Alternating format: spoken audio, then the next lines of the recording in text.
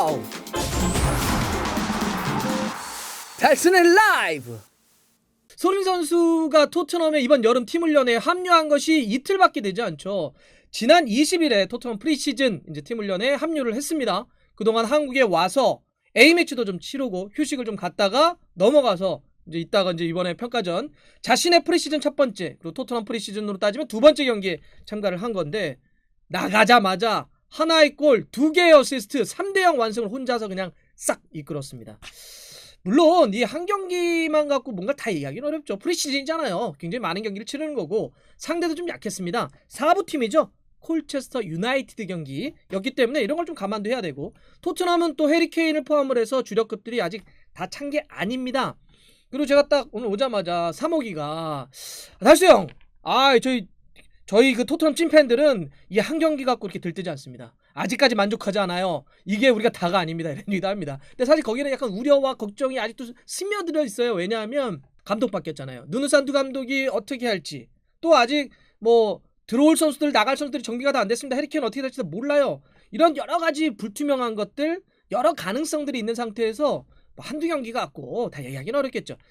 그럼에도 불구하고 지난번 첫 번째 경기, 그때도 4부 팀이었습니다. 토트넘의 첫 번째 이번 프리시즌 경기였는데, 레이턴 오리엔트 경기는 17일 경기였는데 1대1로 비겼단 말이에요. 근데 이번에 손흥민 선수 포함해서 주력들이 딱 돌아오니까 일부가 확실히 다른 팀이구나, 야 수준이 좀 다르다 라고 하는 걸 좀 보여줬습니다.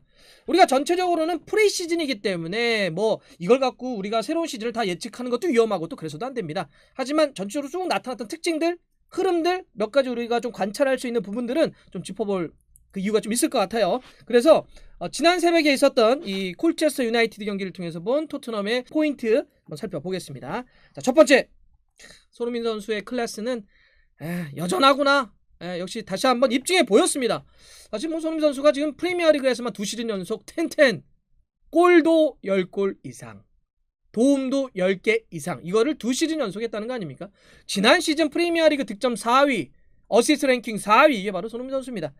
이걸 다시 한번 좀 보여준 것 같아요. 이번 경기에서도 혼자 하나의 골, 2개 어시스트인데, 이 골이나 도움을 했던 것도 역시 클래스를 그대로 입증해 보였죠. 경기 시작해서 11분, 이 골이 어찌 보면 뒤에도 전술 얘기할 때도 좀 말씀드리겠지만 진짜 멋진 골이었습니다. 손흥민 선수가 하프라인 근처에서 볼을 딱 소유한 상태에서 루카스 모우라가 베르베인에게 주고, 처음에 이 손흥민 선수의 패스 시작이었잖아요. 다시 손흥민 선수 계속 뛰어들어가요. 그러면서 이 베르베인이 딱 준 거를 손흥민 선수가 연결을 하죠.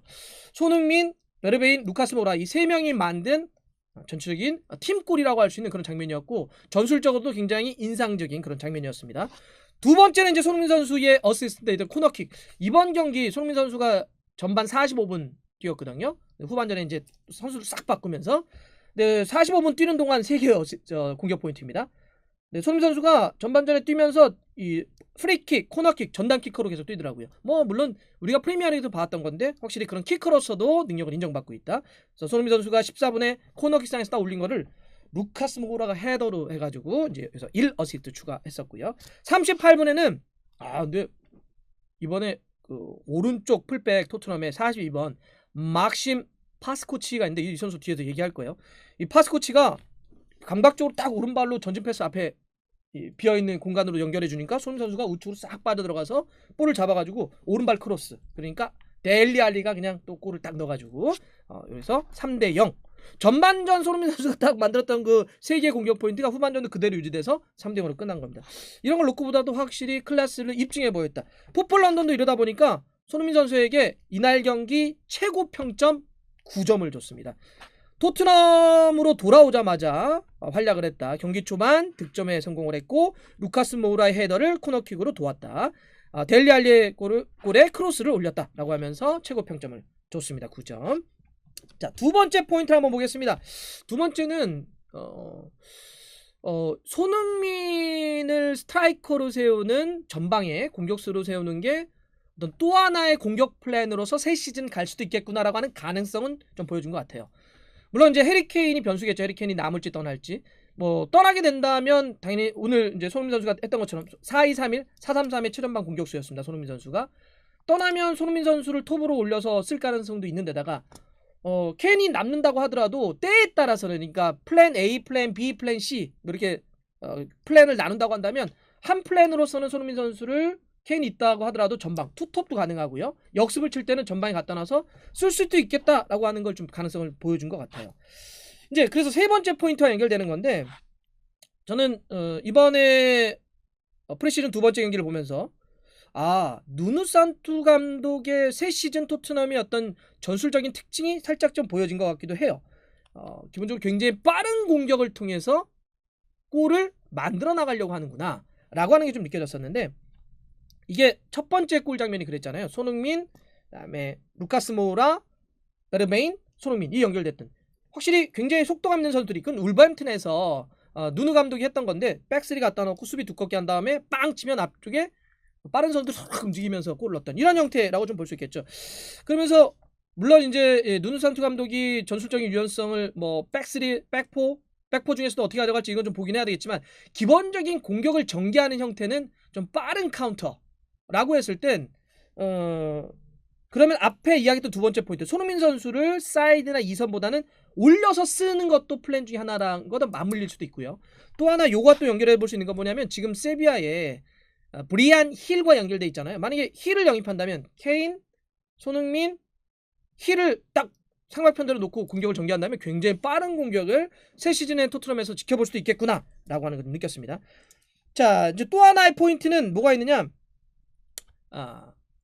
전술적인 유연함인데 지금 사실 백3를 쓸지 백4를 쓸지는 조금 더 지켜보긴 해야 되겠지만 지금 여러가지 현지 쪽의 평가들 이번에 또 보여주고 있는 평가전에서 보면 백4로서의 가능성이 좀 있습니다. 이번에도 4-2-3-1 혹은 4-3-3 이렇게 썼는데 이게 하나를 딱 고집하기보다는 포메이션을 좀 유동적으로 상대에 따라서 맞춤 전략으로 갈 수도 있겠구나 생각했던 게 오늘 일단 제가 선발을 말씀드리겠습니다. 4-2-3-1에 처음에 좀 가깝긴 했어요. 기본적으로 공격을 전개할 땐 손흥민을 최전방 톱으로 놔둬놓고 2선에 왼쪽부터 베르베인 그다음에 가운데에 알리 오른쪽에 루카스 모우라 중미 쪽에 해리 윙크스 올리버 스킵 올리버 스킵 잘하더라고요.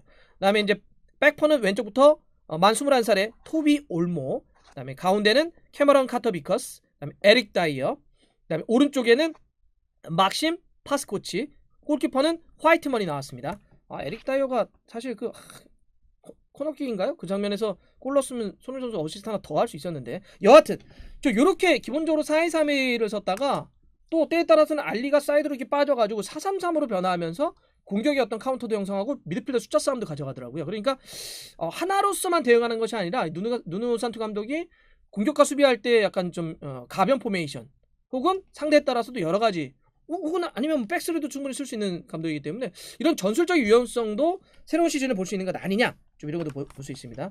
그리고 이제 다섯 번째 포인트는 선수로만 한번 묶어보자면 가능성을 좀 본 선수들 저는 일단 올리버 스킵 올리버 스킵 같은 경우는 전반전에 보셨습니까? 약간 발리 형태로 해가지고 반대쪽에 크게 쓰던 베르베인에게 긴 패스를 전환 패스를 연결했던 거 기가 막히죠. 사실 이 올리버 스킵은 토트넘에 있을 때부터 굉장히 많은 팬들이 이 선수를 좀 더 썼으면 좋겠다라고 얘기를 많이 했던 선수죠. 수비형 미드필더도 볼 수 있고 좀 수비적으로 있으면서도 볼줄이 있으니까. 근데 이제 2부인 노리치로 임대를 갔다가 지난 시즌 노리치의 완전한 주전으로 뛰면서 우승을 이끌어서 노리치의 프리미어리그 승격을 이끌었던 핵심 중에 하나가 올리버 스킵이란 말이에요. 근데 이번에 45분 정도 전반전 뛰면서도 스킵이 자기의 어떤 존재감 자기를 써야 하는 그 이유를 증명해 보인 것 같아요. 물론 아직은 좀 모르죠. 더 많은 강팀들로 싸워보고 이렇게 해보긴 했지만 그래도 올리버 스킵을 이 정도면 한번 써봐야 되는 거 아니야? 이런 것도 존재감이 있었고 또 하나는 이제 오른쪽 풀백인 막심 파스코치 선수인데 이 선수는 사실 에스토니아 출신이고 만으로 18살 어린 선수예요. 이 선수는 센터백과 오른쪽 풀백을 다 볼 수 있는 선수인데 아까 손흥민 선수의 어시스트 장면에서 앞쪽으로 찔러주기도 했었던 선수고 나이가 어린데 워낙 이 존재감도 있고 가능성이 포텐이 있기 때문에 에스토니아 국가대표로 올해 데뷔까지 했던 선수입니다. 그래서 물론 아직은 좀 어리고 좀 더 피지컬적으로도 좀 더 올라오면 좋은 게 있으니까 지켜는 봐야 되겠지만 그래도 풀백 쪽에 고민이 많은 토트넘 입장에서는 좀 지켜볼 만한 그런 자원이지 않을까 좀 생각을 해보고요. 여섯 번째 이거는 이제 델리 알리 이야기인데 알리가 변수가 될 수도 있겠다. 사실 알리에게는 굉장히 어려운 시간 힘든 시간이 무리뉴 감독 시절에 좀 있었잖아요. 정말 그전에는 엄청나게 포체티노 감독 시절에는 뭐 최고의 선수 중에 한 명으로 좀 불리다가 무리뉴 감독 오고 그러면서 여러 가지 문제들 때문에 이제 뛰지도 못하고 막 몸도 좀 망가지고 이런 느낌이었는데 이선 쪽으로 혹은 아까 할 때는 약간 측면 쪽으로 빠지면서 여러 가지 롤을 좀 소화했고 이번에 좀 눈에 띄는 건 뭐냐면 굉장히 몸을 많이 만들었다. 벌크업한 느낌들이 좀 있습니다. 그래서 굉장히 웨이트를 좀 많이 하고 있다라고 하는 건데 이제는 자기 스스로 더 노력을 하는 것 같아요. 굉장히 어려운 시간을 좀 보내고 내가 좀 더 공격적인 위치에서 혹은 미드필더에서 몸싸움도 하고 기술을 가지고 이렇게 한번 좀 싸워봐야겠다라고 하는 반전의 준비를 좀 하고 있는 것 같거든요. 그래서 델리알리가 많이 올라온다면 이거는 사실상 누군가를 영입한 것과 같은 그런 효과를 낼 수 있기 때문에 알리의 어떤 재건 프로젝트도 좀 지켜봐야 되겠다. 벌크업한 알리 이런 데 봐야 될 것 같습니다. 자, 계속 말씀드려. 하지만 이거는 뭐 프리시즌이고요. 손흥민 선수에게 첫 번째, 토트넘에게 두 번째 프리시즌 경기일 뿐입니다. 아직 평가지는 몰라요. 더 치러봐야 되고 더 강한 팀들 그리고 실제로 또 프리미어리그 개막해서 프리미어리그 팀들하고 좀 싸워봐야지 압니다. 누누 산투 감독에 대한 전술적인 완성도 또 해리케인의 문제 이런 것도 막 남아있기 때문에 지켜봐야 되겠지만 그런 의미에서 이어지는 경기들도 관심이겠죠. 29일 밀턴 케인즈와 또 프리시즌 경기하고요. 8월 넘어가면 이제는 좀 센 팀들하고 경기도 합니다. 8월 5일 첼시와 프리시즌 경기, 8월 8일 아스날과 이 런던 팀들끼리 좀 하는 거죠. 프리시즌 경기하고 프리미어리그 개막은 8월 16일 상대가 맨체스터 시티입니다. 맨시티와 이제 첫 경기를 프리미어리그 하게 되는데 이때까지 팀이 어떤 식으로 만들어지고 또 손흥민 선수라든지 선수마다 롤은 어떻게 변해가는지 정리해서요 여러분들 계속 또 이야기 나누겠습니다.